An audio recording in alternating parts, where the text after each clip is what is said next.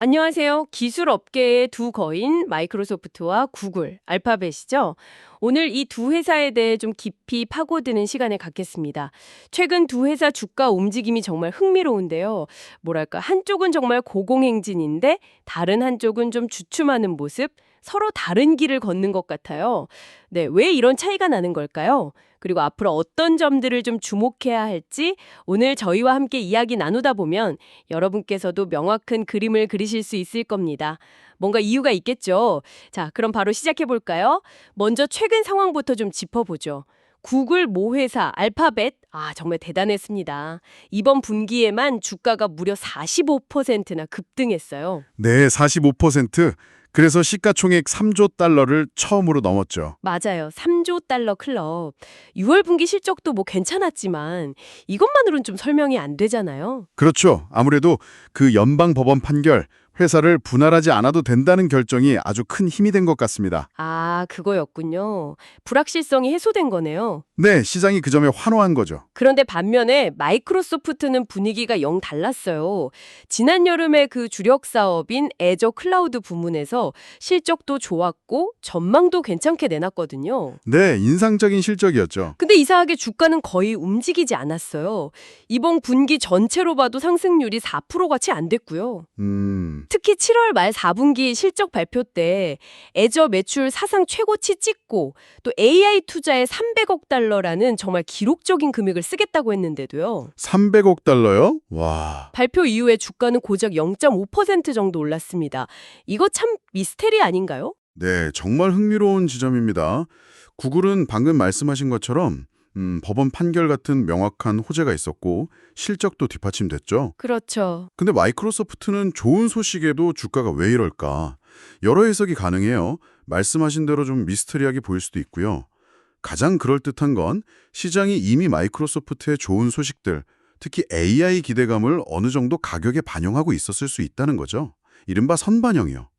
이미 다 알고 있었다. 네. 혹은 투자자들이 그 300억 달러라는 어마어마한 AI 투자가 구체적으로 언제, 어떻게 실제 수익으로 이어질 거냐, 이걸 좀 더 확실하게 보고 싶어 하는 걸 수도 있고요. 돈은 쏟아붓는데 결과는 언제 나오냐 이거군요. 그렇죠. 그 효과를 눈으로 확인하고 싶어 하는 심리죠. 단기 주가만 봐서는 이런 속내를 알기 어려울 때가 많습니다. 그렇군요. 기대감이 이미 높았거나 아니면 이제 증거를 보여달라는 거네요. 이런 상황에서 한 월스트리트 애널리스트의 시각이 좀 눈에 띄는데요. 네, 어떤 분석인가요? 멜리우스 리서치의 벤 라이츠라는 분인데 이분 주장이 재밌어요. 구글의 최근 상승세? 물론 일리는 있다. 하지만 마이크로소프트가 여전히 더 높은 가치, 그러니까 프리미엄을 받을 자격이 있다. 이렇게 주장해요. 지금 시장 분위기랑은 조금 다른데요? 마이크로소프트가 더 가치 있다. 네, 그렇죠. 구체적인 숫자를 보면 더 그런데요. 이 분석가는 향후 12개월 예상 주가 수익 비율 PE 있잖아요. 네네, P. 마이크로소프트는 이걸 28배로 봐요. 이건 2028년 6월 마감 회계연도 기준 예측치고요. 반면에 구글은 23배 정도로 봅니다. 구글은 2027년 12월 마감 연도 기준이고요. 28대 23배. 꽤 차이가 나네요. 마이크로소프트에 더 높은 점수를 주는 거군요. 왜 그렇게 보는 걸까요? 그러니까요, 왜 마이크로소프트에 더 높은 가치를 부여하는 걸까 궁금하죠? 네, 라이츠 분석가는 몇 가지 중요한 이유를 듭니다. 첫 번째는 역시 클라우드 사업, 애저예요. 애저. 마이크로소프트 애저가 구글 클라우드보다 규모가 훨씬 크다는 점, 그리고 더 중요하게는 영업이익률도 더 높다는 점을 강조합니다. 규모도 크고 수익성도 좋다. 맞습니다. 클라우드는 미래 성장의 핵심인데 여기서 규모와 수익성을 다 잡고 있다는 건 뭐 엄청난 강점이죠. 기업 체력이 좋다는 뜻이니까요. 두 번째 이유는 바로 AI, 그중에서도 코파일럿입니다. 코파일럿, 마이크로소프트 AI 비서죠. 네, 이 코파일럿의 수익 창출 능력이 지금 시장에서 너무 낮게 평가되고 있다는 거예요. 특히 중요한 포인트는 코파일럿이 워드, 엑셀, 파워포인트 같은 마이크로소프트 365, 예전 오피스 제품군에 아주 깊숙이 통합되어 있다는 점입니다. 이미 쓰는 프로그램 안에 들어있다. 그렇죠. 완전히 새로운 앱을 쓰게 만드는 것보다 이미 수억 명이 매일 쓰는 도구에 AI 기능을 슬쩍 녹여내는 게 훨씬 강력할 수 있다는 분석이에요. 사용자들은 뭐 별다른 노력 없이 바로 생산성을 높일 수 있으니까요. 와, 그러네요. 이미 잘 닦인 고속도로에 최첨단 자율주행 기능을 딱 얻는 느낌이랄까요? 네, 정확한 비유입니다. 그리고 라이치 분석가가 최근 애저 관련 지표들을 쭉 점검해봤는데 성장세가 꺾일 기미가 전혀 안 보인대요. 오, 계속 성장 중이다. 네, 오히려 다가오는 11월에 마이크로소프트의 큰 기술 행사인 이그나이트가 있거든요. 여기서 AI 에이전트나 코파일럿 관련해서 시장을 놀라게 할 만한 발표가 나올 가능성이 높다고 기대하고 있어요. 11월 이그나이트. 뭔가 나올 수 있다. 네, 만약 정말 그런 발표가 나온다면 주가에도 좋은 영향을 줄 수 있겠죠. 마지막으로 오픈 AI와의 관계도 빼놓을 수 없습니다. 챗 GPT로 유명한 그 회사요. 네, 오픈 AI. 최근 오픈 AI가 비영리에서 영리 기업으로 전환하려는 움직임이 있잖아요. 이게 마이크로소프트에게는 더 큰 기회가 될 수 있다는 겁니다. 어떤 기회죠? 이 파트너십이 단순 기술 협력을 넘어서는데요. 첫째, 오픈 AI의 강력한 AI 모델을 돌리려면 어마어마한 컴퓨팅 파워가 필요해요. 이 추론 작업 대부분이 마이크로소프트 애저 클라우드 위에서 돌아갑니다. 아, 애저 위에서. 네, 그러니까 오픈 AI가 잘 되면 잘 될수록 애저 사용량이 늘어나는 구조인 거죠. 둘째는 마이크로소프트가 오픈 AI 수익의 일부를 직접 배분받을 가능성이 크다는 겁니다. 투자자를 넘어서 이익 공유까지? 그렇죠. 셋째는 마이크로소프트가 애저 AI 서비스를 통해 오픈 AI 모델을 직접 기업 고객들에게 판매할 수도 있다는 거예요. 이건 단순히 인프라 대여를 넘어서 AI 기술 자체를 파는 훨씬 부가가치가 높은 사업으로 확장되는 거죠. 와, 오픈 AI와의 관계가 정말 깊네요. 네, 단순 협력이 아니라 마이크로소프트의 AI 생태계 장악력을 키우는 핵심 열쇠가 될 수 있다는 분석입니다. 그렇군요. 정리해보면 클라우드의 규모와 수익성, 또 코파일럿의 잠재력, 그리고 오픈 AI와의 시너지, 이런 펀더멘털이 아주 강하다. 그래서 지금 주가는 좀 주춤해도 장기적으로는 더 높은 평가를 받을 자격이 있다는 거네요. 맞습니다.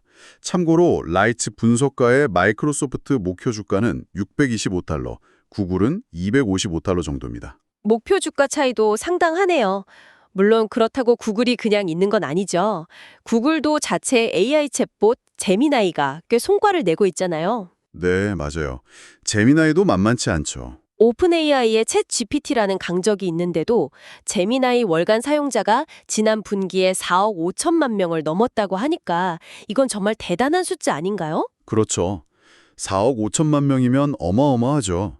AI 경쟁에서 전혀 미리지 않고 있다는 증거입니다. 네, 구글의 저력이 느껴지는 부분이죠. 하지만 라이츠 분석가는 여기서 구글의 핵심 사업, 바로 검색 부문의 불확실성에 좀 주목합니다. 검색의 불확실성이요? 네, 여기서 중요한 질문이 생기는 거죠.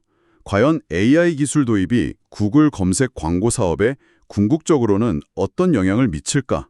이게 아직 명확하지 않다는 거예요. 아, 특히 요즘 구글 검색하면 맨 위에 AI가 내용을 쫙 요약해주는 AI 개요 기능이 있잖아요. 네, 그거 편리하더라고요. 편리하긴 한데 사용자들이 그 요약만 보고 다 알았네 하고 그냥 넘어가서 예전처럼 유료 광고 링크를 클릭하는 횟수가 줄어들 수 있다는 우려가 계속 나와요. 아, 그 문제 저도 가끔 느끼는데 AI가 답을 딱 주니까 굳이 다른 링크를 안 누르게 되더라고요. 이게 광고 수익에는 바로 그 점입니다. 정보를 찾는 방식 자체가 바뀌면서 구글의 전통적인 수익 모델에 좀 균열이 생길 수도 있다는 거죠. AI가 양날의 검이 될 수도 있다는 시각이에요. 물론 뭐 반대로 AI 덕분에 검색 경험이 좋아져서 더 많이 쓰게 될 수도 있겠지만 네, 그런 긍정적인 시나리오도 가능합니다. 하지만 현재로서는 그 불확실성이 있다는 거죠. 그래서 라이츠 분석가의 논리는 이렇습니다. 만약에 과거에도 몇 번 그랬던 것처럼 검색 사업 성장성에 대한 시장의 의구심이나 우려가 다시 커지면 어떻게 될까? 아, 시장 심리가 안 좋아지면 네, 그때는 상대적으로 마이크로소프트가 더 매력적으로 보일 수 있다는 겁니다. 마이크로소프트는 애저 클라우드, M365 소프트웨어, 게임 등등 사업 포트폴리오가 구글보다 훨씬 다각화되어 있거든요. 그렇죠. 여러 사업을 하죠. 그래서 한쪽이 좀 부진해도 다른 쪽에서 메워줄 수 있는 좀 더 안정적인 성장을 기대할 수 있다는 평가를 받아요. 안정성. 네, 그래서 만약 시장 심리가 검색에 대한 우려 쪽으로 기울면 그 안정성을 가진 마이크로소프트가 상대적으로 부각되면서 반사 이익을 얻을 수 있다는 분석인 거죠. 그러니까 단기적인 주가 흐름보다는 각 회사의 핵심 사업 경쟁력, 리스크 요인, 그리고 장기 성장 동력을 더 깊이 봐야 한다는 거네요. 정확합니다. 핵심은 그거죠. 와, 그러니까 지금 당장은 구글 주가가 훨훨 날고 했지만 좀 더 길게 보면 마이크로소프트의 클라우드 리더십, 코파일럿이라는 AI 수익화 카드, 오픈 AI와의 연합, 그리고 사업 안정성까지 고려하면 오히려 마이크로소프트의 잠재력이 더 클 수도 있다는 시각이네요. 정말 흥미로운 관점입니다. 네, 그렇습니다. 그래서 청취자 여러분께서 오늘 저희가 나눈 이야기를 단순히 어떤 주식이 더 오를까 하는 단편적인 질문으로만 보시지 않으면 좋겠어요. 아, 그렇죠. 그보다는 네, 이 두 거대 기술 기업이 미래 먹거리의 핵심인 클라우드와 AI 전쟁터에서 각각 어떤 무기를 들고 어떤 전략으로 싸우고 있는지 그 큰 그림을 이해하는 계기로 삼으시면 어떨까 싶습니다. 큰 그림을 보는 눈. 네, 단기적인 시장 쏠림이나 심리 변화도 물론 중요하지만 결국은 코파일럿처럼 기존 제품의 AI를 얼마나 잘 녹여내느냐, 오픈 AI 파트너십 같은 전략적 제휴가 어떤 시너기를 내느냐, 또 구글이 검색이라는 강력한 플랫폼 위에서 AI를 어떻게 진화시킬 것이냐, 이런 근본적인 요소들이 기업의 장기 가치를 결정하게 될 겁니다. 맞아요. 이런 다양한 측면들을 종합적으로 보시면서 두 회사의 행보를 지켜보시면 훨씬 더 깊이 있는 통찰을 얻으실 수 있을 거라고 생각합니다. 오늘 마이크로소프트와 구글 두 테크 자이언트에 대한 이야기를 깊이 나눠봤습니다.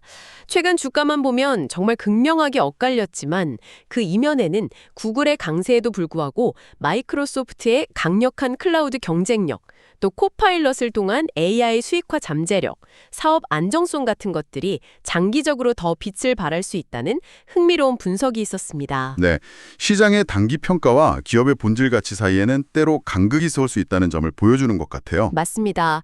다시 한번 생각해 보게 되네요. 마지막으로 청취자 여러분께 한번 스스로 답을 찾아보실 만한 질문 하나 던져드리고 싶습니다. 네, 어떤 질문인가요? 마이크로소프트가 수억 명이 쓰는 오피스라는 플랫폼에 코파일럿 AI를 아주 긴밀하게 심는 전략, 그리고 구글이 자신들의 심장인 검색을 AI로 계속 강화하면서 동시에 제미나이라는 별도의 강력한 AI 모델을 키워나가는 전략, 이 두 가지 AI 통합 및 발전 방식 중에서 과연 어떤 접근법이 궁극적으로 사용자들의 마음을 사로잡고 경험을 혁신할까요? 그리고 다가올 AI 시대의 진정한 승자를 가리게 될까요? 아, 정말 흥미로운 질문이네요. 앞으로 두 거인이 펼쳐나갈 경쟁을 지켜보시면서 이 질문을 마음속에 품고 계신다면 미래의 기술의 흐름을 읽는 데 더욱 재미있는 여정이 되지 않을까 생각합니다.